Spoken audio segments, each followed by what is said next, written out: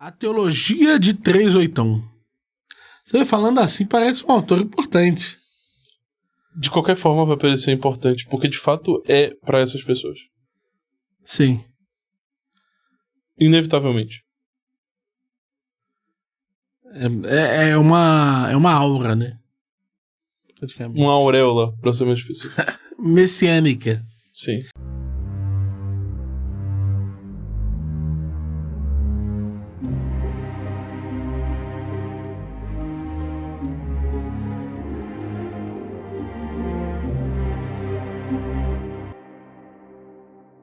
Gente, o que acontece, cara? Eu tenho que contar uma coisa pra vocês. Além do marxismo, tem outra coisa que o 3/8 soube aproveitar muito bem. Que, por que pareça, é muito marxista. Que é o messianismo. Messianismo marxista? Messianismo marxista. Comunismo messiânico. É porque pareceu que, tipo, a questão... Porque tu tem que entender que vão ter ateus quando dizer, é isso mesmo, religião é marxismo. Entendeu? O que acontece, gente? Existe uma certa tendência de que esses movimentos sociais, eles se apresentem sobre uma forma de mundo. Ou seja, você discute as bases do mundo e, dado que as bases do mundo são de determinada forma, então a consequência inevitável é que algo se dê. O que isso quer dizer, Meurin? O que você quer dizer com isso? Dado que o mundo é feito de matéria, dado que o mundo, ele é sempre dado, né? É organizado, sim. Tem que ter bom marcar isso. Sim. Tipo, é sempre dado. Isso. Dado que o mundo é feito de matéria, dado que o mundo ele possui efetivamente essa guerra entre classes, dado que alguns têm muito, outros têm poucos, tem pouco, dado que não é possível de forma pacífica estabelecer uma mudança radical na forma como está organizada a produção, então um plano deve se estabelecer, que é a própria revolução. A revolução deve ser feita. Algum tipo de revolução. Algum tipo de revolução deve ser feita. Tem uma parte aqui que é bom denominar na questão da revolução, que isso foi uma parada que eu não sabia de fato, e que o Mix até zoou o Toynbee, tá? Que a noção de revolução que as pessoas usam normalmente para o marxismo, para esse tipo de coisa, não é a percepção de revolução em alemão. Tá ligado? Uhum. Uma das características de revolução que as pessoas geralmente inferem naturalmente é que revolução é algo positivo e progressivo. É como se algo trouxesse progresso. Então, revolução industrial é aquilo que trouxe um progresso e trouxe algo bom, tá ligado? Consigo. Sim.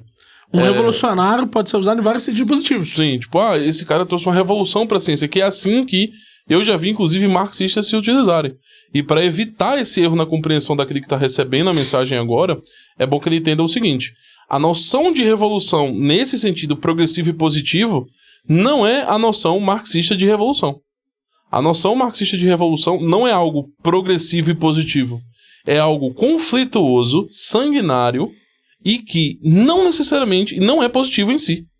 Porque o processo dentro do próprio marxismo, da revolução, hoje, do capitalismo para o socialismo, continuará um sistema de opressão. Irá se estabelecer uma ditadura do proletariado através da possibilidade da força do Estado. O que se coloca é que esse processo revolucionário vai fulminar no socialismo e que vai continuar a opressão, mas será uma opressão invertida, será os trabalhadores, o proletariado contra a burguesia. E depois dessa revolução, naturalmente acontecerá outra revolução que aí então levará ao comunismo, porque os burgueses também vão se revolucionar. Mas uma revolução essa sem armas. Sem armas. De comportamento. Sim. Uma mudança do Estado para o Estado. Porque o pensamento proletário, ele é mais objetivo e ele trata de maneira muito mais organizado que os burgueses, então ele não precisa ele é racional. Transição para a fase superior. Ele é racional, não é irracional, como o da burguesia se estabelece. Sim. E o ponto da questão da revolução é que isso é acarretado, isso é trazido também pelo 3/8, porque ele acredita que o processo de chegar até o Bitcoin será um processo de opressão. Árduo. Sim. É muito curioso isso. Cara, eu lembrei. Que ele fala que, assim como os judeus serão perseguidos. Sim. Mais perseguidos do que os judeus. Do estado máximo virá a ausência de estado. Da perseguição máxima virá a ausência de perseguição. Esse entendimento é o entendimento de uma transformação. E qual é, nesse sentido, o análogo do 3/8, dentro da teologia de 3/8, para esse processo? O milênio. Acho que tu tem que tratar o pessoal que assiste. Pra gente deixar mais sistemático e compreensivo, eu acho que é bom a gente tratar de outra coisa. O milênio, o que traz essa noção de milênio do 3/8? Eu trago as boas novas. Sim.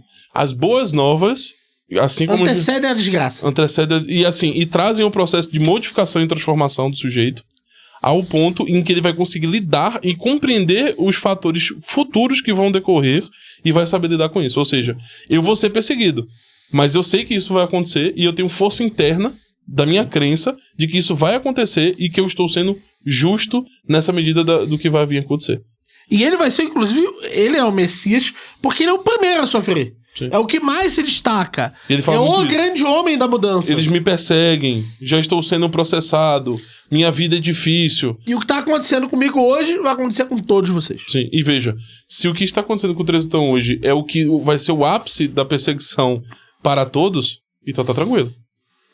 Porque é impossível você dizer que o 3/8 está sendo tão perseguido assim e simultaneamente frequenta os lugares mais vistos do Brasil. Sim. No campo. Jovem Pan, Flow, Vilela e assim por diante. O monarca ele pode dizer que ele ainda tá nas boas novas. O monarca que foi perseguido Sim. não tem acessibilidade hoje às redes. Sim. Então, veja o nível de diferença. O 3/8 se diz perseguido e que tá sofrendo tudo isso, e ele continua podendo acessar os canais mais conhecidos do Brasil de comunicação no campo da internet. Inclusive, ele fala com muito orgulho. Não, o governo tá me processando agora, eu vou pro STF porque eu ataquei o Brasil, porque estão dizendo que foi coordenado, né? Parada de dizer que o dólar ia subir e tal, e fez o dólar subir. É muito... Eu tava conversando com aquele cara lá, o social-democrata, que ele falou lá, não, as expectativas dos empresários faz com que efetivamente o preço do dólar suba, mais do que qualquer relação econômica propriamente dita. Sabe que não é bem assim que funciona, né? As expectativas econômicas, elas são sempre pautadas em algo, né? E sabe que não foi o 3/8 que subiu o dólar. Nem o 3/8, nem diversas outras figuras que poderiam estar subindo dólar. Não é assim que funciona. Mas, para ele coloca isso já como exemplo. Ou seja, ele tá o tempo inteiro mexendo na ferida do governo, o tempo todo batendo no governo de uma forma que eu e você, inclusive, sempre nos perguntamos como que o 3/8 faz isso. Porque a gente tem, nesse sentido, muito mais informação política do que o 3/8, de bastidores mesmo, do que acontece, por aí vai.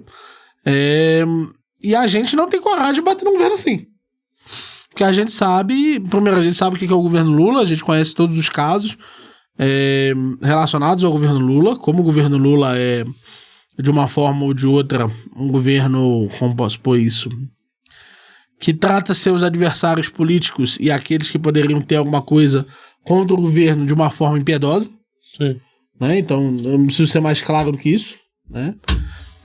Quem nunca ouviu falar de nada do tipo, pesquisem, por favor, o caso de Celso Daniel. Acho que anos depois disso ainda dá só precisa pesquisar, né? Não vou dizer o que aconteceu, mas o governo Lula é impiedoso. Então eu jamais colocaria isso dessa forma. Mas ele confunde isso com a perseguição que ele diz que vai sofrer, que é de um tipo completamente diferente. Sim. Né? E ele tá se vangloriando disso.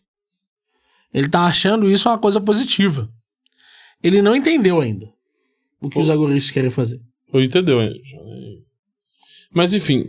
Os agoristas, quando querem estabelecer essa revolução silenciosa, a não ser que seja uma revolução silenciosa.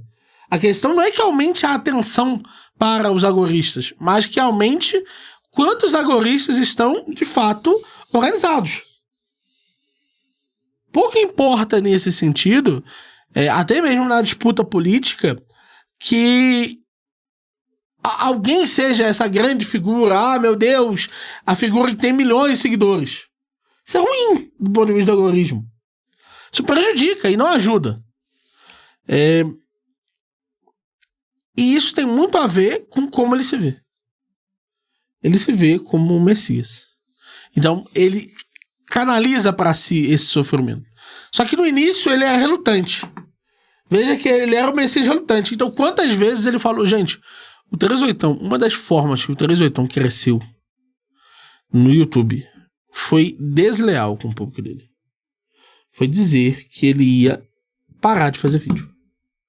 Ele falou a primeira vez que ia parar de fazer vídeo, que eu vi. Na nossa entrevista. Que eu ouvi ele falando que ele ia parar de aparecer, que ele ia sair da internet. E ele tá desde então na internet.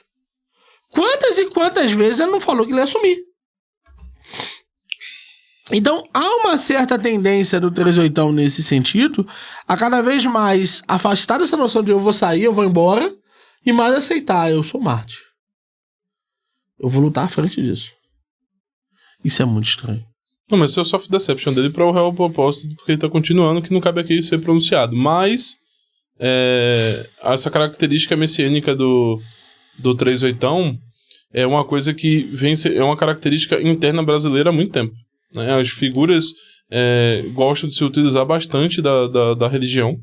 Né? Até o Hyde, não sei se o Hyde o fez, não vou ser leviano aqui, mas o Hyde, assim que virou católico, ele precisou dizer que ele virou católico publicamente para o público dele, para a pessoa, quando virou político. Uhum. Ele virou católico por causa disso? Não sei, tá ligado? Sim. Mas a necessidade de pronunciamento de que isso ocorreu tem um enviesamento muito forte do campo da política. E veja, não é que ele estava no dia a dia conversando sobre isso e falou que isso é católico. Ele, após virar político, falou que é católico. Então não era uma coisa, já é católico há 6 meses. Então por que você não, já que é uma coisa que você tá contando da vida, né? E não tem nenhuma repercussão política, você não falou isso há 6 meses atrás? Porque eu não vi isso nos seus vídeos, porque eu não fiz essa transformação, porque isso não foi uma coisa que foi sendo apresentada. Porque coincidiu logo com quando você virou político. Sim, e pode ser realmente uma coincidência. Não, né? Pode ser que ele tenha preservado de falar isso. Mas o ponto dele falar isso publicamente tem sim. Um viés político. Ele não virou por isso. Mas se pronunciar... Não necessariamente ele virou por isso. Né? Mas se pronunciar sobre isso em público quando está num processo de campanha, tem um enviesamento político, porque a gente sabe que os políticos, eles fazem cálculos em torno desses pronunciamentos. Sim. Então isso é uma coisa que participa. Então isso é algo remanescente dentro do brasileiro. Se proclamar religioso, se proclamar pertencente a uma determinada igreja, um determinado grupo, é sempre vantajoso e isso é sempre incorporado no discurso. O Hyde, até onde eu vi, não incorporou isso no discurso. Então me faz acreditar que ele não virou por causa disso, tá ligado? Ele não incorporou essa noção messiânica ainda no discurso dele. Mas, ainda. Mas uma parte que eu gostaria de tratar, principalmente para quem é religioso, católico, né, em geral cristão, é que tem uma parte da Bíblia que ela é muito específica. Como todas. Mas tem uma parte em Apocalipse que Deus fala para João: não deixe que sequer uma vírgula seja mudada do que foi dito aqui. Sim. É o final de Apocalipse. Sim. E isso é muito precioso vocês entenderem, aquele que está interpretando a Bíblia, ele está mudando vírgulas. Sim. E para mim a principal característica do 38 é justamente mudar as vírgulas da Bíblia. A quantidade de casos que ele apresenta, que é uma mudança drástica da compreensão e da interpretação hermenêutica bíblica, é gigantesca. E baseado em teólogo nenhum. Nenhum. Baseado em alguém que é ele mesmo, que diz que não sabe de teologia. Porque o teólogo, nesse sentido, ele deve interpretar as escrituras, né?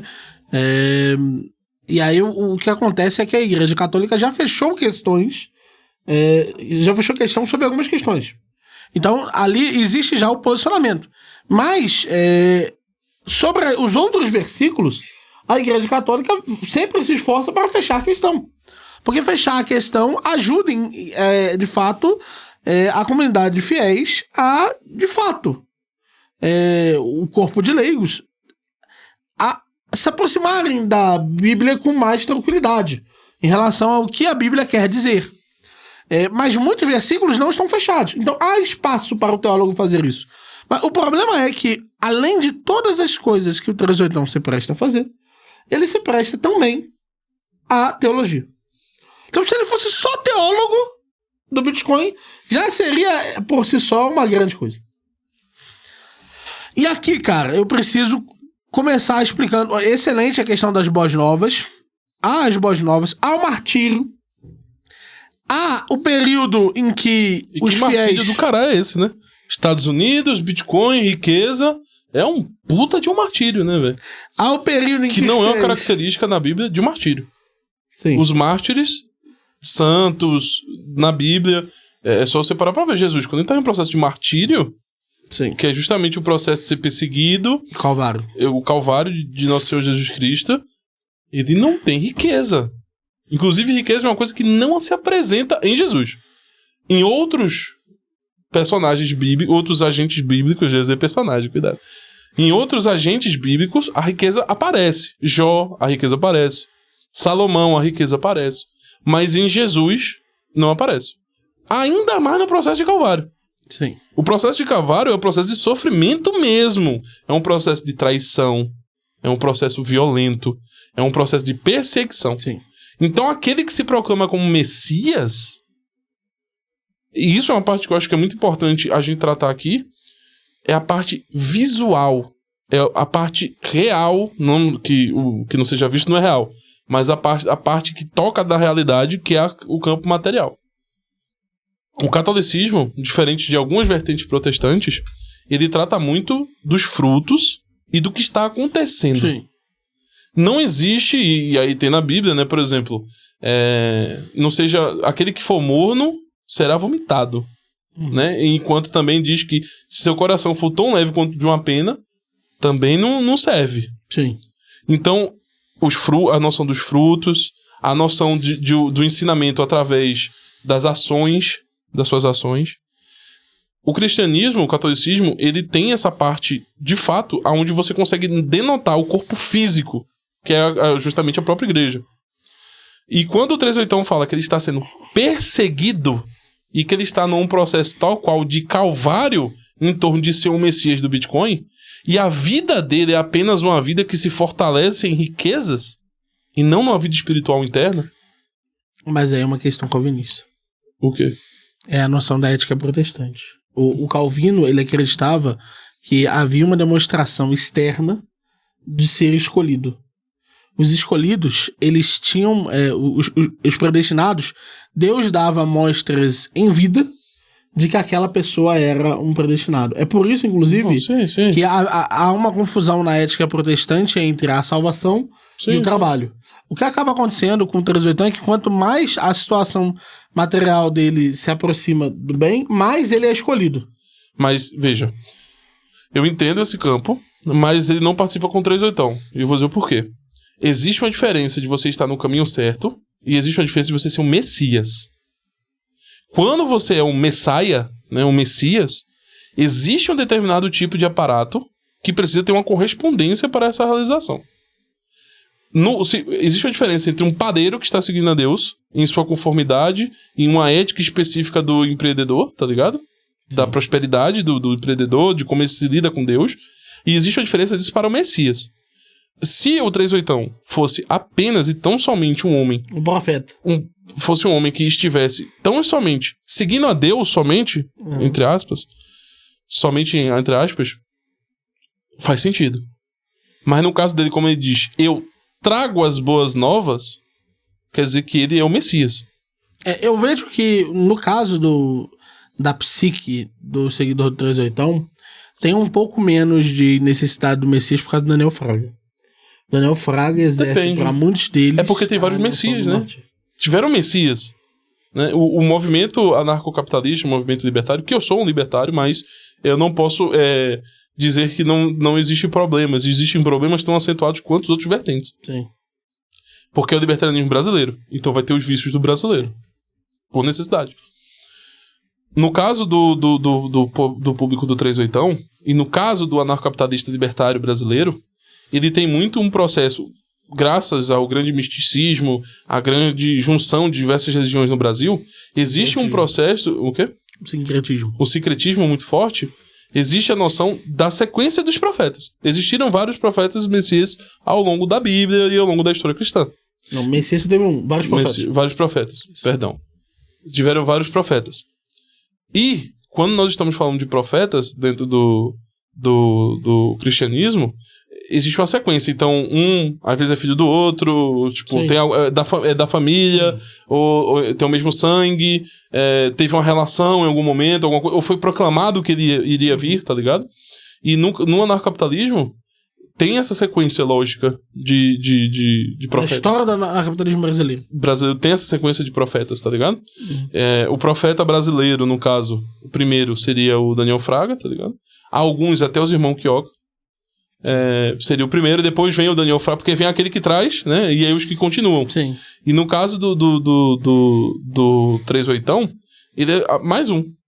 Talvez o último, né? Porque ele fala que depois dele, né, grandes coisas vão vir e afins. Então ele tem um posicionamento além de profeta, ele se comporta como um Messias mesmo, tá ligado? E não parece ressoar de forma negativa para esse pessoal o fato que um homem que está em calvário, ou está em sofrimento, ou está sendo perseguido, na verdade está no ápice da sua vida. Sim. Está no ápice da sua vida financeira. Está no ápice da sua vida pública. Está no ápice de tudo. O 38ão hoje está no ápice da sua vida. O 38ão lá de trás é muito menor do que o 38ão de hoje. E é só ver que ele não está se preparando como se estivesse prestes a passar por uma percepção em tão absoluta e larga escala que a vida dele seria fundamentalmente diferente. Ou seja, ele não está transformando parte dos bitcoins dele em bunkers, ele não saiu do país, ele não fez todas aquelas coisas de uma forma ou de outra que indicam alguém que sabe que vai ser perseguido porque foi o principal divulgador de uma determinada ideia no Brasil. Isso não é a postura dele, né? A postura dele, na verdade, é de ir em lugares maiores, passar a frequentar mais cotidianamente podcasts, passar a intervir na política e por aí vai, né? Ele de fato está se colocando como essa figura e ele não percebe a implicação oposta disso, né? Mas ele não liga porque, como não está vindo ainda o período da grande tribulação, não passamos ainda pela grande tribulação, então o messianato dele pode esperar, né? Mas há um problema aí que eu acho muito grave no 38ão, é a noção do instaurar do milênio. E veja, nem é por isso pra mim que ele não é o Messias, tá? Ele pode sofrer o caralho que for. Ele pode ser um virado de avesso aí, meu irmão. Crucificado de cabeça pra baixo. Ele não vai ser o Messias, viu, velho? Só deixando isso muito claro. Podem virar ele de trás pra frente. Ele não vai ser Messias, não, porque o último foi nosso Senhor Jesus Cristo e ponto. Sim. O último, ele disse, sou o último, acabou. Sim. Não tem próximo, tá, gente? Porque o cara pode estar ouvindo isso aqui e amanhã o 38ão você virar de cabeça pra baixo. Porra, o Malboro falou ontem, é um sinal, cara. Sinal. Tá ligado? Então, tipo assim, ele pode fazer o que ele quiser. Ele podem fazer o que quiser com ele. Sim. Não será nem profeta, nem Messias. Sim. Não tem pra onde correr. Não é. Não acredito que nosso Senhor Jesus Cristo, Deus ia botar um profeta do Brasil. Não acredito. E assim, porque não tem mais. Não tem mais. Não tem, acabou. Sim. E o 38ão usufrui. E essa pra mim é de várias características dos golpistas brasileiros. E sim, de fato, pra mim, o 38ão é somente um golpista declarado. É usufruir da ignorância alheia. Na Bíblia diz: olha, tem que estudar, senão você vai ser enganado. Meu povo tem que buscar conhecimento. Tá ligado? Tem que buscar saber. Mas obedecer primeiro. E depois buscar saber. Porque senão vai ser enganado. Tá ligado? Por diversos falsos profetas que vão aparecer. E uma das características do brasileiro, que eu lembro que uma vez a gente tava discutindo que a gente não conseguia definir o B maiúsculo brasileiro, né? Enquanto nação. Uhum. Pra mim, a principal característica do brasileiro é justamente a falta de conhecimento. E eles usufruem. Pessoas como o 38ão e o 38ão usufruem disso. E qual é o campo mais difícil do conhecimento humano? Teológico. Sim. Então, se a economia é difícil pra você, meu filho, teologia é 10 vezes mais difícil. Se você não consegue fazer uma aritmética básica, se você não consegue fazer, sei lá, cálculo 3, irmão, você não vai arranhar a teologia. Se você não consegue entender química, você não vai arranhar a teologia. É muito mais abstrato. É muito, não só mais abstrato, mas muito mais condensado. Porque a teologia, ela vai buscar todos esses aspectos. Ela vai buscar a química, ela vai buscar a física, ela vai buscar tudo isso e vai buscar entender isso metafisicamente. É só ver que... Campos morais. 5% dos maiores matemáticos de todos os tempos são jesuítas. tem 27 séculos aí. Eu nem lembro onde eu vi, acho que eu vi isso no Rios. 27 séculos e 5% são matemáticos. 5% de matemáticos são jesuítas. Um compilado que fizeram um parcial. Sim, grandes matemáticos, físicos e lógicos eram ou católicos ou cristãos ou acreditavam em religião. Né? E, então, assim, é um campo complexo, tá ligado? Sim. E eu vejo que pro 38ão e pro público dele, teologia é simples demais. É só, por exemplo, aquela vergonha que ele passou lá no Manrasta com a gente foi absurda. Ele falando que, não, tiveram vários santos. Quais? Que deixaram de ser santos pra igreja. Me diga um. Tem vários, velho. É ou não é? Só um. Pra mim, o pior é a explicação dele do 2 ou 3. Já viu a explicação do 2 ou 3? Não. Aonde tiver 2 ou 3... Vi. Falou lá no... eu tô lá, né? Só que ele não sabe que 2 ou 3 é um princípio de discussão de conflitos. Pra dirimir conflitos. De 3 testemunhas. Ele não estava se referindo a que toda igreja que tinha 2 ou 3 pessoas, isso significava que você... que era uma igreja válida. Tá ligado? Não só isso, né? Não foi isso que... Mas vamos supor que seja verdadeiro. Em Sodoma e Gomorra só precisavam os 2 se conhecerem. E não caiu um meteoro. Tinha um homem justo em cada lugar. Sim. Então tem 2. Não é 2 ou 3? Sim. Então Deus não jogaria. Não destruiria Sodoma e Gomorra. Porque ele estava ali. Não é? Sim. Então não teria isso. Outra coisa. Vamos supor que seja verdade. Será que quando Deus está falando, supondo que é verdade, 2 ou 3, ele está falando 2 ou 3, qualquer um, ou ele estaria falando sobre Pedro e Paulo? Sim. São Pedro e São Paulo juntos, eu estarei ali. Os 12, os de verdade, aqueles que de fato seguem. Sim. Se estiverem ali, eu estarei lá. Agora, vocês acham que existem homens tais quais em qualquer igreja aqui do Brasil, qualquer lugar, né? Em qualquer lugar. Qualquer lugar. Você acha que em qualquer lugar se acha cristãos arduamente amorosos a Cristo? Então o Brasil tá salvo. O Brasil não tem problema hoje no Brasil, velho. Essa parada de entrar em qualquer igreja foi foda. Nem protestante gosta disso aí, velho. Eu quando tá dando a hora, eu entro em qualquer igreja. Nem perennialista tá nessa vibe. Tá ligado? Nem perennialista. Porque isso é uma coisa que as pessoas entender. O ecumenismo, ele é uma coisa... Beleza, você pode crucificar o ecumenismo. Mas entenda, estará crucificando algo complexo. Porque o ecumenismo se baseia na noção que existe uma atividade do intelecto para se identificar tal verdade. Sim. Não diz que qualquer coisa que for feita... Qualquer 2 ou 3 pessoas juntas em um lugar estará chamasse aquilo de igreja... Estará um processo de religamento com Cristo. Sim. Que é isso que é religião. Então, veja, o processo ecumênico é muito complexo, porque você precisa de um processo cognitivo de compreensão de que naquele determinado local existe um religamento para Cristo. Então, sim, veja, e você está trazendo para você. A pergunta é, quem é você, cara pálida? Você realmente acha que você vai conseguir identificar sozinho aonde existe um religamento com Deus? E você não consegue resolver os problemas da sua vida? E o mais interessante isso por si só deveria assustar as pessoas de uma forma... Ele entra em qualquer igreja, não tô calma aí, pô. Então o que ele fala sobre teologia é tão bom quanto qualquer outra coisa que isso fale. Então não tem muito o que se discutir. Tá tudo certo. Isso é muito estranho. Isso é muito, muito, muito estranho. Inclusive uma outra coisa que me incomodou profundamente. E tem outra coisa, né? Todos eles discordam dele. Porque nenhuma dessas diz que ele tá em qualquer lugar. Sim. Todo mundo discorda dele. Sim. Cara, sabe... Todos acreditam que tem que estar ali. Né? Não, eu posso levar. E assim, cara, é porque eu sou muito chato, cara. Eu sou uma pessoa chata. Eu sou muito chato. O meu ele sabe, eu sou muito chato. Se o treinador fosse isso na minha frente, eu ia pegar agora na mão dele. E eu ia sair, entrar na igreja protestante e dizer: aponta os 2 ou 3. Cadê? Porque existe um processo de identificação. Quando você diz, eu vou em qualquer uma, porque em qualquer uma tem 2 ou 3, irmão, vamos ali. Ele tá como se fosse agressão puramente física, né? Me mostra. Quem aqui dos 2 ou 3, me mostra teu conhecimento profético. Deus deve ter te falado agora quem é. Quem aqui é os 2 ou 3? Sim. Ele não vai me mostrar. E outra coisa que me incomoda profundamente: os sacramentos sendo utilizados como elementos da composição do curso dele. O batismo Bitcoin. Porra, essa me incomoda. Essa série toda existe, essa série que a gente tá fazendo aqui, porque eu vi uma propaganda do 38 falando sobre o batismo Bitcoin. Meu amigo,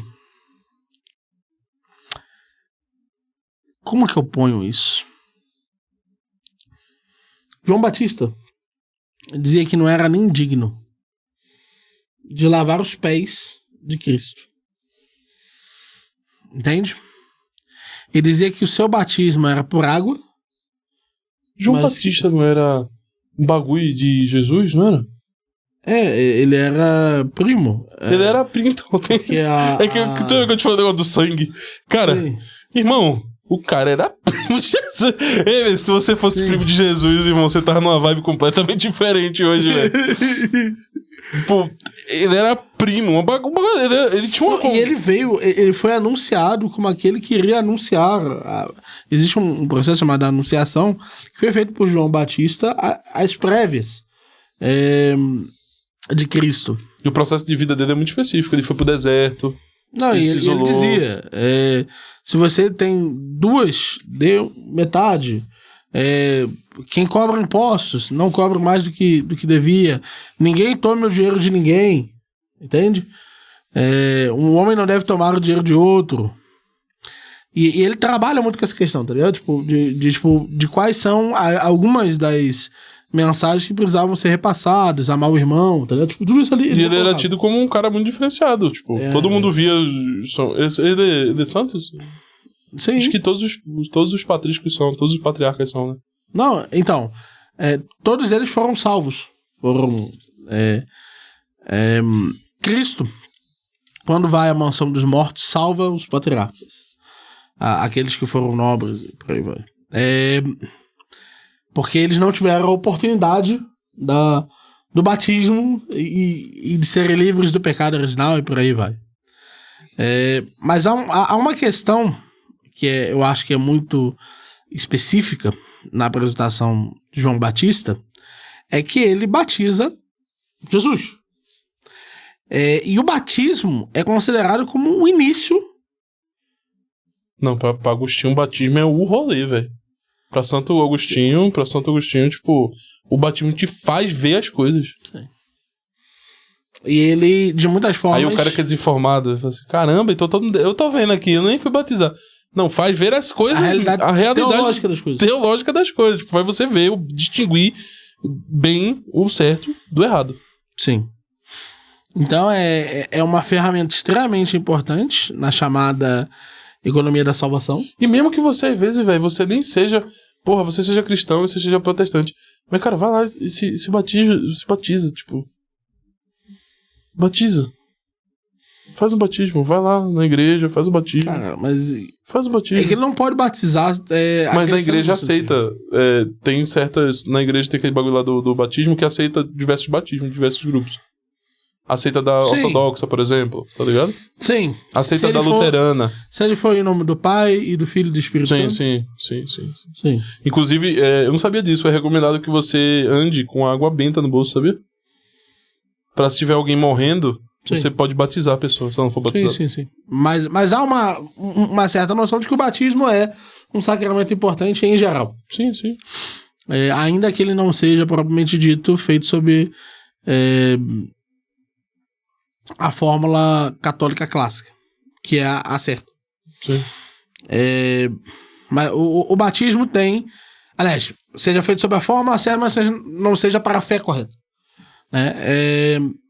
Cara... Tem toda uma discussão aqui extremamente importante de como um homem, além de falar das boas novas, que é um termo muito mais alegórico, tem coragem de falar do batismo. Mas eu não gosto dessa forma que tu age com as coisas. Se eu assumo que o primeiro é alegórico, o segundo também pode ser alegórico. Não, em nenhum momento... batismo é... Boas novas... É porque assim, mesmo, tu tá dizendo que é alegórico porque ele tá fazendo isso no comercial. E só que ele também fala do batismo no comercial. Existe a discussão na igreja sobre se as coisas que estão ali, aquilo que é dito, é alegórico ou não. Sim. Qualquer coisa pode ser alegórica na Bíblia. E pode ser que nada seja. Sim, esses são os 5 sentidos da interpretação da Bíblia. Sim. Pode ser que nada seja alegórico, tá ligado? Existe a discussão, por exemplo, Jó existiu? Aquilo é alegórico ou realmente aconteceu? Existe posição que aquilo é alegórico. Que Jó não existiu. Isso é uma posição possível na igreja.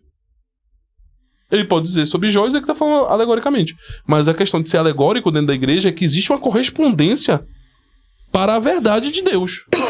Sim. Então, independentemente se você tá falando boas novas de forma alegórica, dentro da compreensão hermenêutica sobre a alegoria, você está correspondendo com um grau de precisão muito alto ao nosso Jesus. O que eu quero dizer é que a palavra boas novas, muitas vezes, elas pode ser utilizada para outras interpretações. As 2 palavras que me incomodam mais, porque boas novas, por exemplo, boas notícias são boas novas. Tá ligado? Agora, evangelho. Ele fala do evangelho e do batismo. Tu entende que a gente tá falando da mesma pessoa? Não, sim, eu sei, tá ligado? Tu entende que, tipo... Se fosse só a palavra boas novas, tu fez uma divisão. Eu ligaria o radar. Tu entende que tu fez uma divisão. Se ela fosse puramente Mas tu entende que tu fez uma divisão. Você pode... E aí depois você falou. Ele falou. Os 3 ele falou. Sim. Os 3 ele falou. Sim. Não, é óbvio que dado que ele falou os 3, eu tenho certeza que ele também usa boas novas no mesmo sentido da Bíblia. Entende? Mas o discurso dele, cara, por favor, tipo, o discurso do 3/8, exemplo. Exemplo fácil. Aliás, bem lembrado aqui. Satoshi, pra ele, ele fala do evangelho de Satoshi Nakamoto. Então, nesse sentido, ele nem precisa cumprir essa função messiânica. Porque Satoshi Nakamoto sumiu, desapareceu, morreu, desse ponto de vista. Então ele até pode se furtar dessa noção messiânica direta. Por causa do evangelho de Satoshi Nakamoto. Em que você passa pelo batismo e da qual ele é um sacerdote. É muita coisa, cara. É muita coisa. Tem muita coisa. É porque, tipo, nós somos 2 pessoas muito diferentes, né? Muito diferentes. Primeiro que eu conheço nordestino, golpista, eu conheço. Segundo, eu levo muito mais a sério o que o cara tá falando. Eu não olho pro que nunca olhei pro que o 3/8 fala. Por exemplo, o Rasta fez isso naquela conversa que a gente fez numa Rasta. O Rasta fez isso. Ah, não, mas eu não acho que tu acredita mesmo nisso, que nosso Senhor Jesus Cristo era miguel. Não, acredito. Acredito. Veja, eu não... Esse é outro aspecto, inclusive, muito importante, que a gente tem que terminar a teologia dele sobre como ele relaciona isso. Mas não precisa ficar apressado com ter 1 hora ali, não, cara. Tem que fechar o assunto. Não se preocupe com o tempo. Vamos fechar o assunto. A questão de Jesus ser miguel são tantos erros. Assim, o fato do brasileiro, que você aí que tá ouvindo, mesmo que você não seja cristão, você não entender quantos erros existem nesta afirmação é absurdo. O evento, o fenômeno 3/8 pra mim foi uma coisa que quebrou a minha cabeça.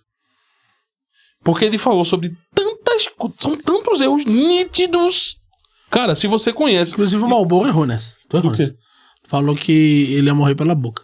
Mas ele tá morrendo pela boca. O processo de morrer não quer dizer que você tem que ser visto, não. Um aidético pode ser muito saudável externamente e está morrendo cada dia mais internamente. Você disse que 1 hora a quantidade de contradições do 3/8 ia ser tão... Essa hora é agora, papai. E agora?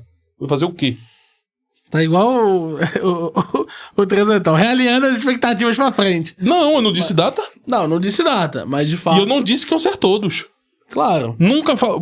Tu sabe quando tem... Porque você acreditou que a mera força da contradição das coisas que ele tava dizendo... E foi pra muitas pessoas. Ele ia ser descartado. Foi pra muitas pessoas. Pra muitas pessoas ele foi descartado. Eu vejo ele crescendo mais e mais e aceita... Não, crescer vai. Se tornando cada vez mais intenso. Crescer vai, a aceita vai se tornar mais intensa, mas muitos perceberão os erros. E talvez esse podcast aqui, essa série aqui, seja fundamental pra algumas, nem que seja um filho da mãe. Seja pra ele. Porque, voltando, o 3/8 me fez concordar com o Olavo sobre a burrice ser física. Quando você fala, Jesus é migtal, uma noção básica humana, de conhecimento assim básico. Anacronismo. Não existe como entender anacronismo. Primeira coisa, era pra... Cara, isso é anacrônico. E eu odeio usar anacronismo, sabe? Sim. Eu odeio a noção de anacronismo. Porque os conceitos continuam existindo Sim, no passado. só que o problema é que esse conceito é um conceito puramente social e errado. Não, e detalhe, ele pressupõe uma quebra, a chamada bolha misandria, né? O fenômeno do MGTOW começa com masculinistas que, de uma forma ou de outra, aqui no Brasil, os chamados... Que a gente vai tratar melhor num outro podcast. Mas Cavaleiros da Real, que eles, de uma forma ou de outra, eles apresentavam uma bolha misândrica, uma mudança radical de como as mulheres se comportavam, principalmente após 68. Então eles colocam a culpa na revolução sexual. Quando eles colocam a culpa na revolução sexual, eles dizem, cara, antes não era assim. A história não foi assim. Antes existia um regime patriarcal. Então, exatamente em relação a que referente que, de acordo com os próprios MGTOWs, estaria presente, Jesus estaria sendo MGTOW. Não, você fala que, tipo assim, ele mandou não atirar a pedra. Em quem nunca errou, que atira primeiro a pedra. Sim. O MGTOW não faz isso. Sim. A noção MGTOW vai contra essa noção. Então, assim, a distância entre o MGTOW, o Red Pill, da proposição católica é absurdo. Sim. E aí vem sempre, né, que no Transitão não faz isso. Pelo menos o Transitão não faz isso. Não, tô aqui só pra alertar, tipo... Não, ele acredita de fato nessa noção MGTOW, pelo menos ele discursa muito em torno disso, a respeito dessas coisas, tá ligado? Sim. Inclusive agora eu parei pra pensar, tem que ter um outro episódio sobre conservadorismo também, em relação ao 380. Mas enfim. Ele trata muito essas coisas, tá ligado? E falar que Jesus é MGTOW, e as pessoas ali que, tipo, escutam ele e tal, não... Cara, mas estranho. Não, eu acredito de fato nisso. MGTOW. Maria, não diz nada pra vocês, não? Nossa Senhora, não? Eu acho que o exemplo de José pra eles é muito difícil de comportar, né? Porque o casto José, castíssimo José, o homem que se manteve com a sua esposa em castidade pelo resto de sua vida. Pra São Tomás, ele era o exemplo de santificado, um grande exemplo de santidade, né? Sim. Porque há ali uma questão de que havia um direito moralmente dado e não houve o exercício disso pelo respeito e pela veneração divina. Então, o José, quando percebe isso, ele estava na posição enquanto marido. E ele nunca responde isso. Nem nenhum MGTOW que se diz católico.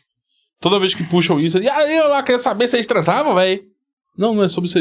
Tira o Pelo sexo. contrário, ele afirma que transavam. Não, ele... não quero imaginar isso não, velho. Não precisa imaginar não. Sim. Não precisa imaginar não. Tá ligado? Uma coisa muito mais simples. Tipo, não é sobre isso, tá ligado? Não é sobre sexo, a questão... Sexo!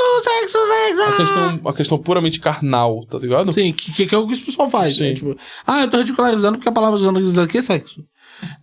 O que há aqui é um exercício de muitas formas de não reconhecer. O exemplo da Sagrada Família, que é o exemplo do católico, possui efetivamente um homem casto.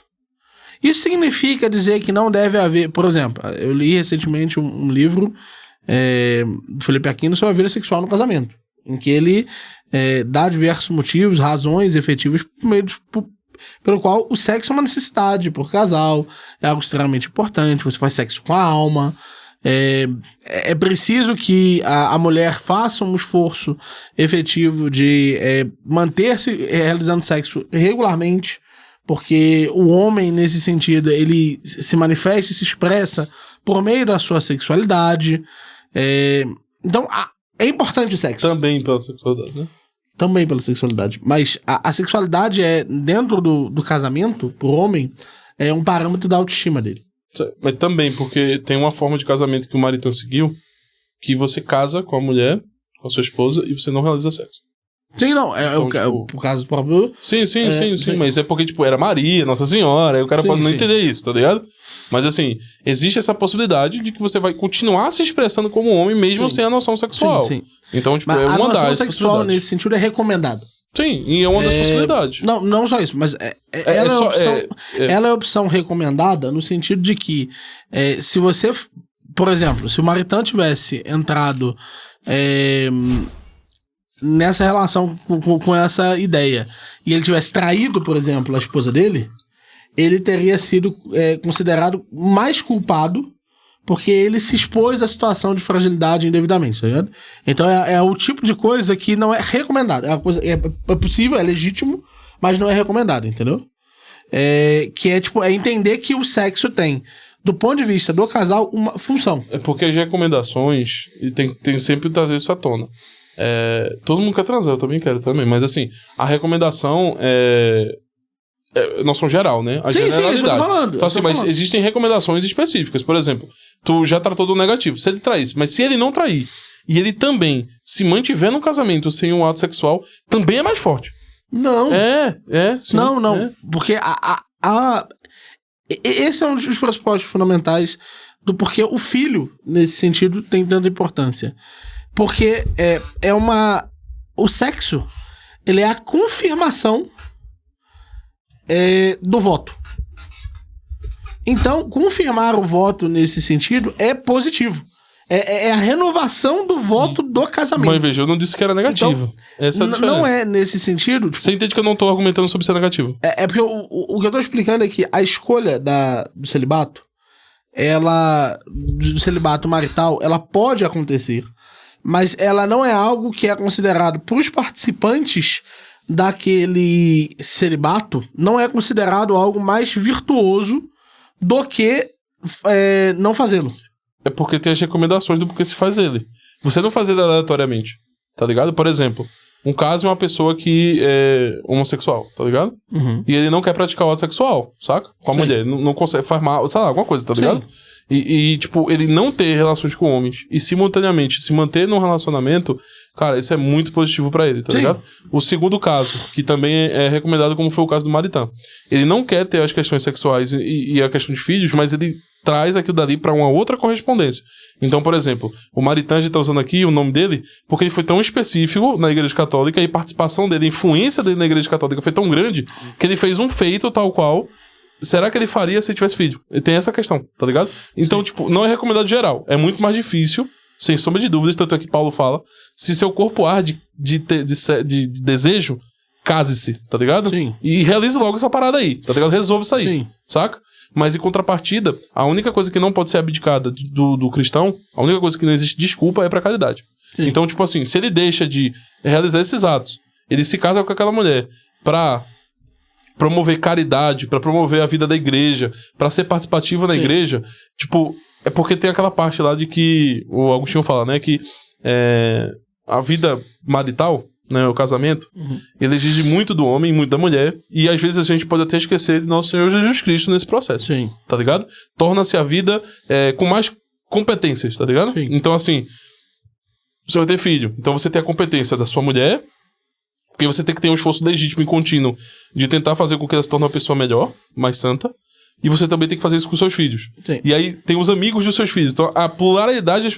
Cara, eu acho inclusive que a gente tá viajando muito aqui. É porque o que eu tô querendo enfatizar é o seguinte: o sexo tem não apenas o seu papel na Igreja Católica, como ele é recomendado. Não, mas não foi negado isso em nenhum momento. E ele é recomendado como a alternativa mais importante para esse casal. Só que o 3/8 trata como se a ausência sexual da mulher, a mulher não transar com o cara, fosse o equivalente ao casamento não se estabelecer. Não, tem outra coisa pior.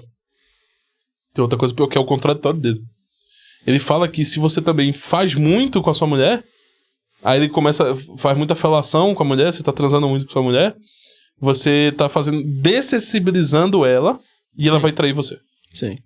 Então veja, não transar. Ambos são problemáticos pro discurso dele, tá ligado? Sim. É um homem que não interpreta um e não interpreta outro. Sim. E existe, inclusive, o tempo. Existe, por exemplo... fases. Existe fases e existe um momento, por exemplo, que sua esposa não vai querer ter relações sexuais com você. E existe a noção do amor. Sim, e o mesmo ela não querendo fazer sexo com você, não quer dizer, por exemplo, que ela é uma pessoa que não ama você. Não quer dizer que ela é uma pessoa... Sim. Que isso é uma noção muito carnal que é trazida. Não quer dizer que sua mulher não transou com você nos últimos 3 meses, que ela é uma pessoa que não ama você. Sim. Ela é bom, que é positivo, é uma responsabilidade dela fazer isso. Sim. Mas existe uma responsabilidade do homem para com a mulher também. Sim. E buscar saber o porquê isso tá acontecendo, ter uma averiguação dos fatos, tudo isso. Mas o pensamento do 38, ele é tão sectário, é tanto um aceita o pensamento dele, que não existe o ser. O Sim. ser é algo que, para o 38, é algo que não existe. O Sim. ser não existe. Não existe. Não existe um mundo aberto. Não existe o sistema aberto. O sistema é fechado. Inclusive, isso é uma coisa muito importante que eu preciso, inclusive, me desculpar. Porque o Malboro fala uma coisa que é muito certa. Em relação à minha fala sobre a obrigação conjugal. Que ele falou, as pessoas não entenderam assim, não. As pessoas não entendem isso. Quando você diz que é uma obrigação conjugal e que o homem pode se divorciar da mulher caso a mulher não faça sexo com ele, caso negue ele, efetivamente, porque tem essa obrigação, as pessoas vão interpretar como se você estivesse dizendo que ele, ao fazer isso, isso seria uma coisa virtuosa, seria uma coisa boa. Não. Isso é uma fraqueza. Assim como o homem que está autorizado, a mulher traiu ele. O homem que, quando a mulher trai ele, larga a mulher, ele está autorizado a largar a mulher. Mas isso não é de forma alguma algo virtuoso. Então, Esse homem, inclusive, ao fazer isso, ele está negando aquilo que Jesus Cristo nos pede, que é o perdão. Então, mas a autorização, óbvio que você tem que lembrar uma coisa muito específica na igreja. Existe um processo. Então, anulação. Anulação, existe processo. Isso. Então, por exemplo, quando você quer anular... Não é nem um divórcio, por exemplo. Que a anulação foi inválido, né? Tá inválido. Foi inválido. Esse processo é um processo, primeiro, que leva um tempo muito grande. Existe uma investigação e o Vaticano participa. Sim. Então, quando você quer uma anulação do seu matrimônio, não é assim, eu acho que ela tá me... Vou embora, tá? Você continua casado com essa mulher, tá? Não só isso. A sentença é dada após um extenso processo de conversas para que o casal tente voltar. Cara, não é simples assim, né? Então, quando eu digo que isso é possível de ser feito, é só porque o que os MGTOWs tentam relatar você tá preso àquela mulher para sempre. Tu pode dar entrada no bagulho. Se aconteceu, pode dar entrada. Exato. Tá ligado? Entrada. O padre vai averiguar. Vai conversar com ela. Se ela for uma pessoa católica, isso significa muito. Tem um impacto muito grande se ela for uma pessoa católica, um padre chegar, explicar a situação. Cara, são coisas que fazem uma diferença muito grande. Mas eu não... É porque quando eu falei isso, eu falei muito mais porque eu tava tentando explicar que pessoas que elas não estão presas na jaula do MGTOW. Quando você fez isso, você não está se condenando, como foi dito nas 2 vezes que eu disse isso, está se condenando a uma vida sem sexo. A uma vida sem filhos, a uma vida sem... porque a mulher não vai querer fazer essas coisas, só que como ela tem necessidade, ela vai lá e vai te trair. Não é isso que você está se condenando. Mas é porque também não funciona assim. Mas é porque também tem a questão de, esclarecimento, por exemplo. Então, pode ser que a vocação da sua esposa seja realmente exercer atos que estão para além do sexo. Pode ser uma vocação mesmo. Sim. Pode ser uma pessoa que ela se sente... a vocação dela é ir pra igreja e, ajudar as pessoas da igreja. Focar na igreja e estar no relacionamento com você. Esse mundo existe. E aquele momento ali específico... Mas o motivo pelo qual eu não gosto da apresentação da questão do Maritain é porque isso foi escolhido por eles antes. Então, se você for ver lá no Santo Matrimônio, lá no... porque também... sim, eles escolheram isso antes. Foi aceito por ambas as partes. Isso. Mas nada implica que nesse processo, durante o casamento, uma coisa que... Porque a gente sempre tem que botar as coisas em movimento também, porque Deus também tá vendo as coisas, tá ligado? Então, assim... a sua mulher, você casou com sua mulher, a sua mulher não tinha nem consciência que existe essa possibilidade. Sim. Ela nem sabia que isso era a vocação dela. Quantas e quantas pessoas hoje não sabem qual é a vocação dela? Sim. Dessas pessoas. Elas não sabem quais são as suas próprias vocações, tá ligado? E assim, o que eu quero dar é uma noção. Primeiro, você não é um ninfomaníaco, tá ligado? Sim. O sexo não pode ser o seu foco de vida e do dia. Se sua mulher não fez sexo hoje com você, isso lhe incomoda o resto do dia, talvez o problema esteja em você. Sim. Tá ligado? E, isso é importante, porque quando... Eu não gosto muito de colocar as coisas assim, porque o enviesamento e o pensamento MGTOW está presente nesses homens. E a necessidade de culpabilidade está presente em todos nós a todo momento. Sim. Nós precisamos culpar alguém por alguma coisa. Sim. Tá ligado? E nesse processo dessas pessoas, quando a pessoa escuta isso e eu dou um ferramentário justificacional pra esse homem e dizer assim, isso é muito possível de acontecer. Você não tá transando comigo, você é uma má católica. Quando você nomeia alguém, e isso é muito grave, quando você olha pra alguém e você fala, você é um mau católico, irmão, você tá num patamar tão elevado, você tá quase no morro, lá em cima da pedra, dando o seu sermão. Você tá quase lá, tá ligado? Então, tipo, na boca das pessoas existe muito, você é um mau católico, porque você não faz isso. Tá ligado? Sim. Apontar o dedo pro outro é uma coisa muito pesada no catolicismo. A hipocrisia no catolicismo, diferente de outras ramificações, ela tem um peso muito forte, tá ligado? Sim. Você tá influenciando na vida católica, religiosa, espiritual daquela pessoa, tá ligado? Você tá tendo um peso muito forte ali, saca? E falar assim, você é um mau católico. Isso é um problema, tá ligado? E aí a pessoa escuta isso, ele pode chegar na mulher dele e falar assim, você no momento de raiva, né? No momento de decepção, frustração, virar e falar pra mulher, você é uma má católica porque você não quer fazer sexo comigo hoje. E isso incomoda o cara o resto do dia, tá ligado? Será que o problema realmente tá na pessoa ou em você, ou nos dois? Eu tá acho ligado? que aí é um pouco mais longe, porque o que eles relatam não é de um dia. Os relatos que os militares Não, vamos supor 3 meses. Vamos supor 3 meses. De 3 anos. Vamos supor 3 anos. Vamos supor 2 anos, tá ligado? O que ambos... Porque esse é o problema do Miguel, é isso que eu acho que tu deixa passar às vezes. Pra ele, o homem sempre é a vítima. Esse é o alicerce, o princípio do Miguel. O homem é uma vítima, tá ligado? Sim. A partir do momento que você tem um pressuposto de que o homem é uma vítima, 3 anos sem sexo, pobrezinho dele. Mas o que esse cara tá fazendo? Tá ligado? Tem que lembrar que, por exemplo, dentro de um matrimônio, se eu não agrado a minha esposa, obviamente agradando a Cristo, né? Também, o caminho cristão, Deus não me escuta. Sim. Não é? É por isso que o padre vai falar com a mulher, por que isso tá acontecendo, minha filha? Aí ele vai entender a outra parte e falar, meu filho, mas também vamos ver isso aí, né? Sim. Então, assim, é uma coparticipação, porque é um casamento. Sim. Tanto é que o casamento é o único sacramento que quem realiza somos nós. Sim. O padre é testemunha. Sim. Nós estamos realizando um sacramento ali, tá ligado? Tamanha importância desse momento. Por isso que é correlato, tá ligado? É uma vida de fato a dois, unindo-se como cabeça e corpo. Mas o que eu acho complicado dessa questão é que quando você comenta desses extremos, é que existe um dever do casal de se reproduzir, tá ligado? Sim, existe. E como existe o dever de se reproduzir, quando o cara relata que a pessoa tá há 5 anos sem sexo, 3 anos sem sexo, e é sempre para extremos. Porque a maior parte das pessoas não está nesses extremos.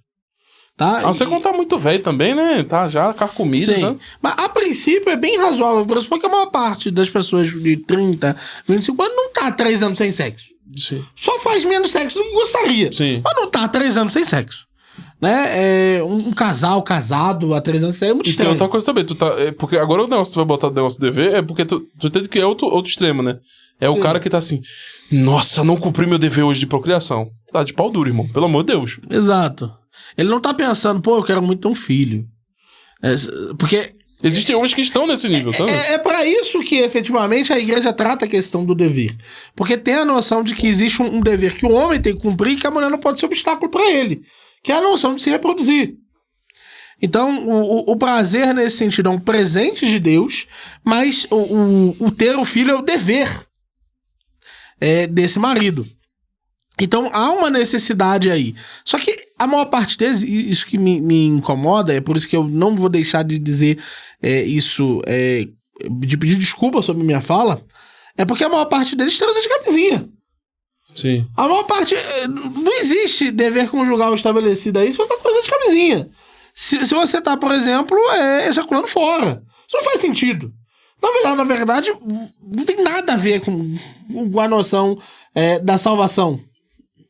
É pura e exclusivamente hedonismo. Aí é foda.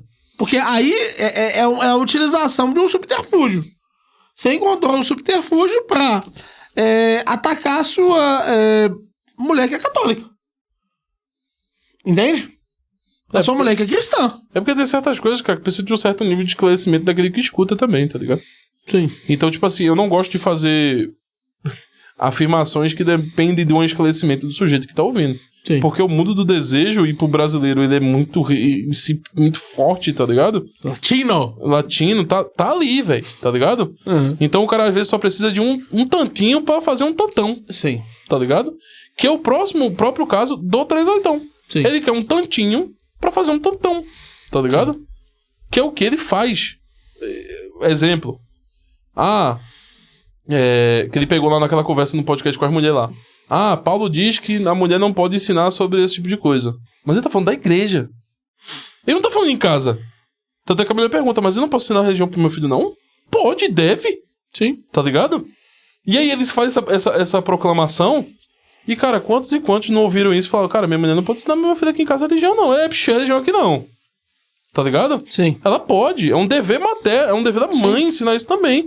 E quer dizer que ela pode ensinar isso só, sem estudar? Não, é também que é bom que ela estude, que ela esteja na igreja, escute as homilias, esteja ouvindo pra poder passar pro seu filho. Sim, sim. Tá ligado? Porque a criança na homilia é diferente de um adulto na homilia. Sim, sim. O adulto capta nuances que a criança ainda não está apta ainda a compreender. Sim. E a mãe precisa trazer isso pro filho, o pai precisa trazer isso pro filho recorrentemente. Sim. E ele estabelece isso como sendo uma matéria. Porque ele é um fariseu, né? Pra ele traz ele cria as normas que ele vê na Bíblia e pega o negócio. É pior ainda porque ele pega a frase e transforma em leis. E ele pega e aplica isso como a letra da lei, tá ligado? Sim. Pra terceiros. E aquele que tá ouvindo, cara, que já tá enviesado, já tá no campo de seita, já tá fanático, é isso. E as pessoas precisam entender, quando a gente tá falando disso, tá falando de juízo de causa. Quantas pessoas não vieram falar conosco, dizendo que estavam seguindo o que o 38 falou e que, inclusive, estava prejudicando o casamento, o possível casamento. Porque o 38 fala, inclusive, não se case. Ícaro, parecido com o Ícaro de Carvalho. Que? Não se case antes de ter 3 lanchas, 4 passaportes, 200 bitcoin. Olha que porra. Não, pô, calma aí, pô. O Ícaro casou antes disso aí. Não, mas ele falou lá, o sushi, não sei o que, cara. Não, mas ele casou antes de ter todas as coisas. Ele sim, mas é a hipocrisia dele. Por isso que eu falo, para o católico, a hipocrisia é foda. Mas tem que entender o seguinte. Eu não acho que isso aplica. Ele falou lá porque no caso dele, ele não tinha nada disso. Mas é que tá. A questão de se aplicar a todo mundo é muito mais simples. Quando você vai fazer. Tu fez o juramento lá, o sacramento. Na riqueza e na pobreza. Sim, volta. Na riqueza e na pobreza. Na saúde e na doença. Sim. Você fez os votos. E, cara, tá no voto. Sim. Pronunciou. Ele, casando na igreja, ele pronunciou isso. Sim. Na riqueza e na pobreza. Sim. Tá ligado? São João 23 fala de buscar, não de ter necessariamente. De buscar. Não, claro. É um ato de consciência, uma vida interna. Sim. Forte cristã, tá ligado? O Santo Inácio de Loyola fala. Não, mas eu estou tentando distanciar do Ícaro porque você gosta do Ícaro. Porque o Ícaro não diz pra não casar por isso. Ele disse pras católicas não casarem com alguém que não pode pagar um sushi pra elas. Ele falou no texto. Não. Ele falou. Não, ele disse falou que é lamentável que elas dissessem. Não, ele falou. Não casem com esses homens. Ele falou. Tá tudo bem, você gosta do Ícaro, mas pessoas que nós gostamos também cometem erros. Mas não é pra não casar se não tiver. Ele falou que ela não é pra casar. Porque eu não tinha nada disso e ele... É hipocrisia. É por isso que pro católico a hipocrisia e a contradição é ainda mais ressoante. Porque o que eu tô dizendo é que eu não vejo ele... Assim, talvez eu esteja vendo poucas das declarações públicas dele. Mas o que eu vejo, pelo menos no âmbito mais próximo ali, é que muitas pessoas que não têm essas condições... por exemplo, a gente não tem a opção de escolher um sushi. Mas eu ainda vou fazer... Quê? A gente não tem a opção de escolher um sushi aqui. Agora... Não, mas não tem. Agora. Como assim? Nunca teve. De escolher um sushi? De escolher ter sushi ao invés de ter o tipo de... Man, tu come sushi, tu comeu muito sushi, man. Eu tive comendo muito sushi com a Raíssa. Às vezes, vamos quer sushi? Não, menino, peixe com é foda. Teve, pô. Não, mas é uma questão de não poder. A gente só não pode, assim. A gente comia sushi porque a gente deixava de comer, talvez, um mês inteiro fora. Mas comeu. Pagou o sushi. Não, claro, mas... eu acho que quando ele tá colocando do sushi... Eu acho que... Vamos sair do Ícaro de Carvalho. Tá bom, engatilhou você, seu amiguinho. Tá bom, tudo bem. Mas eu acho que o Ícaro tem muitos dos vícios que muitas vezes não tem. Santo Inácio de Loyola fala o seguinte. O Santo Inácio de Loyola, quando o Molina se inspirou nele pra fazer a teologia, uma ética pra o empresário, né? Ele fala assim, como é que eu vou fazer então pra conseguir saber que eu tô seguindo a Deus, tá ligado? Deixe Deus nos seus pensamentos o tempo inteiro. Sim. Uma hora ou outra você vai seguir, tá ligado? Sim. E isso não é trazido no campo discursivo, tá ligado? E depois a gente, inclusive, começou a fazer uma série falando desse pessoal da direita brasileira, que, inclusive, isso foi uma coisa que eu li nos comentários recentemente e realmente fez muito sentido. Uma própria mulher falou, tá ligado? Uhum. Ela falou assim, quando eu acompanhava esse pessoal, eu comecei a ter raiva do meu marido. Uhum. Essas pessoas são um demônio na vida de outras pessoas, tá ligado? Eu fiquei com raiva do meu marido a partir dali. Sim. Tá ligado? Quantas e quantas... Porque quando a mulher fala alguma coisa... Cara, você pode ter certeza que muitas outras mulheres têm a mesma sensação. Não, e você vê, a contrapartida dos conservadores pra responder o 38 é apontar os deveres do marido. Que porra de guerra de sexo do caralho, né? Ambos têm deveres e ambos têm deveres com Cristo também, tá? Sim, exato. Então, tipo, ele traz muito essa questão de como julgar a mulher, tá ligado? Uhum. Cara, eu falei isso pro Júnior, quando eu tava discutindo lá numa rasta com ele. E o Júnior falou, mas eu, como católico, não sei o que, eu não casaria com uma viúva. Você sabe o que é indulgência? No catolicismo tem a questão da indulgência. Uhum. Se você casa com uma mulher que é prostituta, e ela deixa de ser prostituta, e você vive aquela vida com ela, você recebe indulgência. Se você, obviamente, não é só casar, né? Tem que ter a vida cristã, porra. Pro imbecil que tá ouvindo, tá ligado? Se você casa com uma viúva, Deus fala, cuidem das viúvas. Tá ligado? Sim. Cuidem das viúvas. Mãe solo. Quantos miguetais acham que você tem que cuidar das viúvas? Sim. Será que Jesus era miguetal mesmo? Mesmo ele falando, cuide das viúvas? Mesmo ele defendendo as prostitutas e, obviamente, vai e não peques mais. É porque são tantas nuances na teologia, por isso que é difícil. Sim. Quando pessoas falam assim, inclusive, que eu corrigi aquele nosso amigo lá, ele até deu risada, ele gostou. O próprio Paulo matava cristão. Não, Paulo nunca matou um cristão. Quem matou foi Saulo. Sim. Paulo, renascido em Cristo, nunca fez mal um cristão. Sim. É a mesma coisa da prostituta. Deus andava com prostitutas. Jesus andava com prostitutas. Não. Jesus andava com mulheres que eram prostitutas. Sim. Vá... O que ele falava pra elas? Vá e não peques mais. Sim. Não era isso que ele falava? Se Jesus estivesse andando com a prostituta e ela estivesse negociando com Paulo sexo, o que ele ia fazer? Porque com Pedro, ele fez muito pior. Fez um negócio... Chamou Pedro de Satanás. Porque Pedro chamou ele assim, Jesus, vamos fugir. Vai de reto, Satanás. Sim. O que ele faria com a prostituta se ela fizesse isso? Capaz dela queimar ali do lado dele. Sim. Há uma... Autocombustão. Há uma noção aqui muito séria de como funciona esse parâmetro religioso messiânico doido do 38. Padrão escatológico, inclusive. Para ele funcionar, para essa dinâmica toda que ele levanta funcionar, só é possível funcionar se o auge teológico for o auge do prazer. O hedonismo mistura-se à teologia. E aí eu espero que nenhum judeu brigue comigo aqui, mas isso me lembra um pouquinho,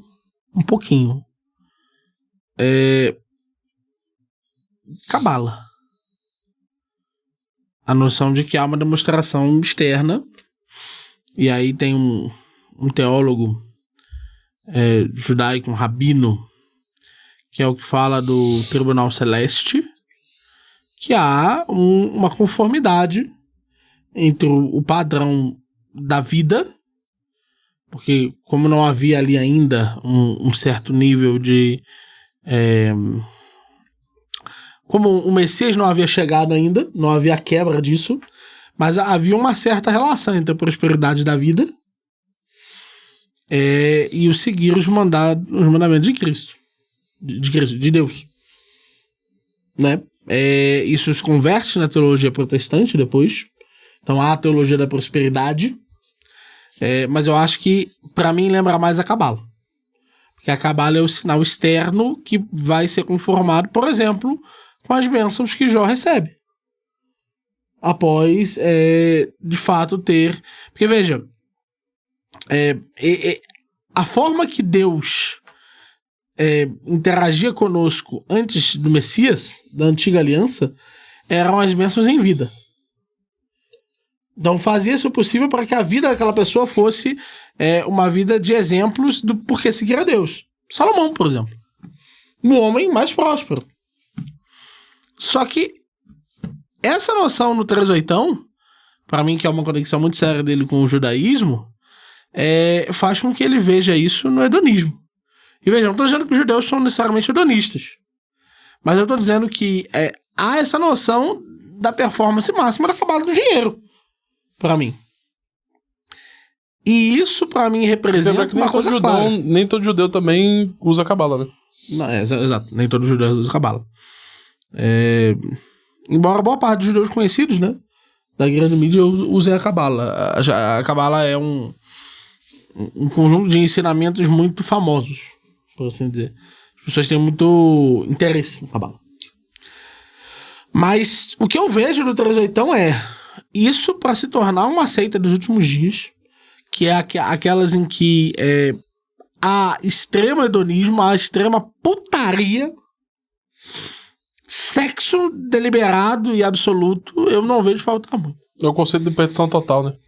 Perdição total. Já estamos perdidos. Se estamos perdidos, por que não?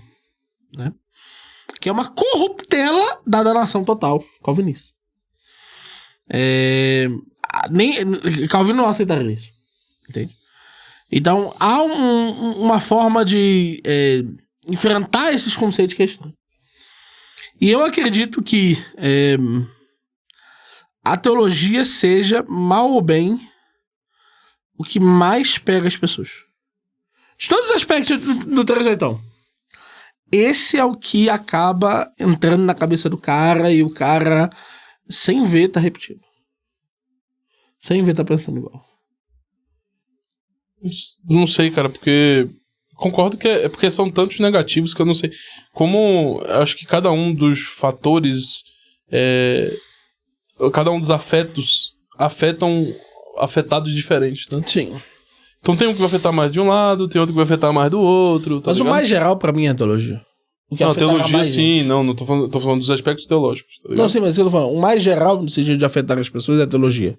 Não, mas porque eu tô falando dentro da própria teologia. De Deus, não, eu concordo na questão teológica, mas eu tô falando, tipo, o ponto teológico que vai afetar, tá ligado? Sim, sim. Porque não dá pra tratar como se todo mundo que tá aqui ouvindo, ou o cara que escuta o 38 escute tudo que ele fala e, sim, tenha um discernimento claro, tá ligado? Claro. Tem alguns que são afetados por uma coisa, tem outros que são afetados por outra. Por exemplo, eu já acho que o que mais afeta, eu pessoalmente acho, que é a questão da mulher, que é o que ele mais fala, né? Se tem realmente, tipo, quando a esquerda fala sobre o cara macho escroto, por exemplo, tipo, ou macho escroto, as pessoas só aceitam porque existem pessoas ruins que são maridos e que são pais, sim. tá ligado? E ele dá uma justificativa e faz uma corruptela do homem ser escroto, ser ruim, ser mal, com um amparo bíblico, tá ligado? Sim. Isso é uma coisa que ele faz muito. E, pra ser muito sincero, no Brasil, com tantos lares quebrados, o ódio à mãe, o ódio à mulher, ele é muito forte, tá ligado? Existe uma culpa, e os migtaus, os red pills mostram isso. Existe uma necessidade de culpar a mulher muito grande, tá ligado? Sim. Isso existe muito fortemente, saca? Inclusive, vamos falar um pouquinho mais do MGTOW no próximo episódio. Pessoal, quem quiser... Cara, não precisa ficar agoniado com o tempo ali não, que a gente não terminou ainda não, cara. Não, mas calma, é porque agora a gente tá indo muito pro MGTOW. Eu queria falar da sociologia do 38. Não, mas é porque faltou, por exemplo, falar da questão muçulmana. Não, então, mas a questão dos muçulmanos e dos judeus, a gente vai falar quando a gente for falar da questão do dote. Mas vai falar um pouco, pô, que é o teológico, né? Então, mas é por isso que eu quis falar da cabala. Não, mas... eu acho que é uma boa a gente já encerrar aqui, porque pro YouTube vai ficar grande. Não tem problema ficar grande. A gente não precisa postar inteiro. Sim. Primeiro aí. Segundo, que o meu comprometimento é com o pessoal da plataforma. Sim, mas então, eu tipo acho que a questão dos muçulmanos a gente tem que entrar muito na questão sociológica do não, mas a gente pode começar a traçar aqui agora, pô. Você só quer encerrar ali, você tá com medo, você tá querendo. Você tá com questão de que você vai funcionar no negócio do canal, tá tudo bem, cara. Vamos só. Mas deixa eu fechar aqui. Não, cara, a gente precisa terminar o muçulmano. E a gente abre logo depois. Mas a gente precisa terminar o muçulmano, pô. A gente precisa falar pelo menos falar da questão muçulmana, pô. Isso é muito importante, pô. Mas é porque aí isso se mistura com a questão sociológica. E aí, quando for se misturar, a gente corta e vai pra questão sociológica pura, pô. É só isso, pô. Só isso. Cara, Cara, escuta quem tá do teu lado, cara. Me escuta eu. Eu também te escuto. Tu chegou aqui e falou, vamos fazer uma da série do 38. Isso. Mas eu que idealizei a parada. Eu sei, mas eu discuti contigo. Então, deixa eu fazer com eu já idealizei muita coisa e tu não escuta também. Tá bonitinho. Mas é que tá, cara. É porque eu já idealizei muita coisa, tu não ouviu também. Tá tudo bem. O que tu quer falar sobre a teologia dos muçulmanos? Falar da questão das múltiplas mulheres, por exemplo. Falar, por exemplo, de como o islamismo, dentro dessa compreensão do que o Trezetão faz e que apetece as pessoas e que o discurso dele, na verdade, não é cristão, é muçulmano, porque ele transforma o céu e as bênçãos, com o céu como sendo um lugar, assim como o Bitcoin é pra ele, como sendo o cerne da vida do religioso. Como o Aquino falava, por exemplo. O Aquino falava que o islamismo tratava do lado mais primitivo do homem para então oferecer a salvação a partir do primitivismo dele e da barbárie dele. Porque no céu ele vai poder exercer essa barbárie em sua máxima, tá ligado? E o 38 tem esse aspecto de trazer a questão bárbara, tá ligado? Sim. É bárbaro o que ele se pronuncia em relação ao nosso Jesus Cristo, é bárbaro o que ele se pronuncia em relação às mulheres, e ele inclusive está coberto e protege-se muito o 38 porque eu falar isso aqui agora, por exemplo, eu sou esquerdista. O fato de eu falar que o homem não pode chegar e tratar a mulher da forma que o 38 fala, porque a mulher também é um ser humano, sim, me torna um esquerdista. Sim. Me torna um progressista. Mas que diabo é isso? Inclusive, a parada que me incomoda muito é a forma como ele trata... Gente, vocês têm que entender o seguinte, a salvação no cristianismo, ela é pessoal. Isso significa que o pai não é dono da filha. Né? Não é assim que funciona. Na verdade, o pai, a qualidade do pai está relacionado a quantos dos seus filhos são santos, se salvam, efetivamente. Isso significa dar uma vida interna enorme para essa pessoa. E uma vida interna clama a independência. Não só isso, pô, tem aquela parte lá da Bíblia que fala maldito aquele que ama mais sua família do que a mim. Sim, exato. Tá ligado? Maldito aquele. Virei para fazer intriga entre pai e filho. Sim, maldito aquele. E aí, em contrapartida, também fala: maldito aquele que não honra seus pais. Mas como é que se honra os pais? Seguindo a Cristo. Sim. Você segue a Cristo, meu filho, você tá honrando sua família. Sim. Se você tá seguindo a Cristo, acabou. Você tá honrando sua família. Sim. Você irá efetivamente fazer os atos para os família. Sim, porque se o pai é julgado na medida de quanto os filhos são salvos, né, também. Sim. Porra, se ele tá fazendo com que os filhos deles sigam Jesus Cristo e, portanto, existe uma possibilidade muito alta dele ser salvo, que bom, você honrou seu pai. Sim. Porque se vamos supor, um pai muito ruim, tá ligado? Um pai que foi ruim em vários aspectos da vida do filho, mas que pelo menos ele trouxe a questão católica pro filho e fez o filho seguir a Cristo, e todos eles ali, vamos supor, um pai consegue fazer todos os seus filhos ser salvos, tá ligado? Cara, você contribuiu pro seu filho, pro seu pai, mesmo sendo uma pessoa ruim, às vezes, muitas vezes, fazendo pecados, pudesse ajudar ele, inclusive, a atingir a santidade. Sim. Tá ligado? Então, tipo, o Trezetão mata isso. E pra mim, que é um dos aspectos que eu acho que a gente tem que tocar na questão conservadora também, na questão sociológica, e que tem que ser tratado aqui também, é que o 38, gente, o filho dele já falou nesse podcast, ele pagou uma barriga de aluguel. O filho dele? A filha dele. A filha dele? Ele falou no podcast que ele pagou uma barriga de aluguel. Ah, não, tá. Ele falou que o filho dele veio de uma barriga de aluguel. Ele pagou uma barriga de aluguel pra ter o filho dele. Porque ele queria que a filha dele fosse uma genética específica. Que doideira, né, velho? Parada, tipo... Realmente vive na parada de casamento arranjado mesmo. Sim, mas veja... Esquece do papel. Mas ele não casou com a mulher. Ele só fez o filho dela. Ele casou com outra mulher. Sim. Então veja... Será que isso não salta o ouvido de ninguém, os olhos de ninguém? Um homem que se proclama como um conservador, aparentemente, e um cristão, e tava pagando barriga de aluguel? Sim. Isso não incomoda? E se propõe e fala em podcast abertamente. Quem quiser ter um filho meu aí, vem cá que eu dou-lhe. E que ele se propunha a engravidar as mulheres que quisessem o filho dele. E se propõe a isso. Isso não incomoda ninguém, cara. Isso não incomoda as pessoas. Tu entende? Não sabia dessa do Dolly, não. Falou, pô. A gente viu na live, pô. É verdade, né, velho? Sim. Tô lembrando vagamente isso aí, velho. A gente viu na live sair um corte, pô. Vem cá que eu dou. Quem quiser ter um filho meu, vem cá, que eu fico com tanta pena da bichinha. Pena que chora leite, né? Tu entende? Uma vez, 2 vezes, 3 vezes, 4 vezes. E ninguém se incomoda. As pessoas não se incomodam com isso, cara. É que nem o bagulho do MBL. O que o 381 tem que fazer? O que mais ele tem que fazer? É por isso que tem a semelhança com seita. Tudo tá justificado. E aquilo que é errado, tá justificado pelo bem que ele faz. Sim. Suposto bem que ele faz. Tá ligado? Sim. E as pessoas não se atenuam, não prestam atenção nisso. Sim. E esse fator do islamismo, por exemplo, é uma consequência lógica, pô. Que ele fala que se a irmã da mulher dele morrer, ou a irmã dele morrer, ele casa pra pessoa não ficar sozinha. E no islamismo você só pode ter múltiplas mulheres se você for muito rico. E acidentalmente ele quer que todo mundo seja rico e quer que tenha dote na sociedade. Sim. Ele quer uma sociedade islâmica. Sim. E sabe o que é mais estranho? O Peter da Ancapsul também concorda.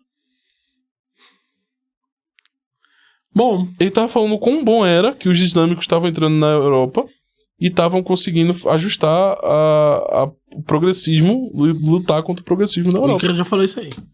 Tu vê? Todos eles pensam igual. É uma psique. Pra mim, isso aqui é uma psique. Alguém aí que for psicólogo, sei lá, Lelber, etc., quiser criar uma tese, compreender esse aspecto Tipo psíquico, esse tipo psíquico, tá aí o game. Ancapsul, 381, Icaro, esse pessoal, um monte de gente acredita nisso. Tu vê como um aspecto social é mais importante do que o religioso, mais importante do que a verdade. O aspecto social é mais importante. Não, mas não acho que é o aspecto social, acho que a questão é que é religiosa. Não é religiosa. Pra mim Ele é acredita, sociológico. no final das contas, nos princípios teológicos muçulmanos. Não, mas aí veja bem. Ele acredita nisso, mas o motivo que eu tô dizendo que porque acredita é um aspecto social. Sim. Se quer tirar a perdição, porque veja, se fosse um princípio puramente teológico, irmão, você vai se salvar. É muito mais fácil, né? Tipo, entre aspas, né? É muito mais específico. Tipo, você tem que buscar a sua salvação. E o interessante é que ele tem a própria lista dele de haram, né? Porque o difícil para os muçulmanos é que muita coisa é haram, proibido. Como ele tem a lista dele, fica fácil. E esse aspecto sociológico, pra mim, por exemplo, pra mim e pro Ícaro, esse aspecto sociológico é muito importante. Por quê? Por vários motivos também. E esses motivos a gente vai tratar no bagulho sociológico, na crítica sociológica que a gente vai traçar para o 381 no próximo episódio. E se você quiser continuar acompanhando esses episódios, porque esses episódios aqui, pra você que provavelmente pode estar assistindo no YouTube, esse episódio aqui só vai sair daqui a uns 7 dias depois do primeiro episódio, uns 5 dias, 6 dias. 15 dias. 15, talvez 15, talvez 30, depende. Vamos ver. Talvez nunca saia. Talvez nunca saia, inclusive. Mas quem tá na nossa plataforma, altalinguagem.tv, está recebendo isso no mesmo dia. Sim. Hoje você vai estar assistindo isso. Não, detalhe, recebeu no dia que foi lançado o primeiro episódio. Então você tá muito lá na frente, muito lá atrás. Exatamente. Então, tipo... E nós só teremos 2.050 alunos. Isso. Esse número não vai mudar. 2.050 alunos. Para ser aluno na plataforma só serão 2.050 alunos. Isso. Então, as vagas já estão sendo muito bem preenchidas. E esperamos que vocês participem, obviamente. E veja, o discurso que a gente tá fazendo aqui é um discurso difícil. A gente tá falando de uma maneira que normalmente a gente não nem gosta. Eu, pessoalmente, não gosto de falar. Eu não gosto. Mas é porque nesse campo do fanatismo, no campo do fanatismo, não vão ser todos. Sim. O imbecil lá, o Joãozinho 44, mas nem que eu falasse que nem um babuíno ele entenderia, porque já tá no fanático. Sim. O aspecto do fanatismo é esse. O máximo que eu posso fazer por vocês é rezar. Máximo. Sim. Agora, pra você que não é um fanático, pra você que não está escravizado por outro homem, esse vídeo aqui é pra você. E a plataforma também é pra você. E talvez pro Joãozinho também, se ele quiser assistir mais, gostei, nem concordo, mas gostei. Assina lá que a gente vai te ajudar. É isso, Joãozinho. Forte abraço, tamo junto, até logo mais. Dá like, se inscreve, compartilha. Tamo junto, valeu! Assina aqui embaixo. Tá aqui embaixo, ó. Assina aqui, ó.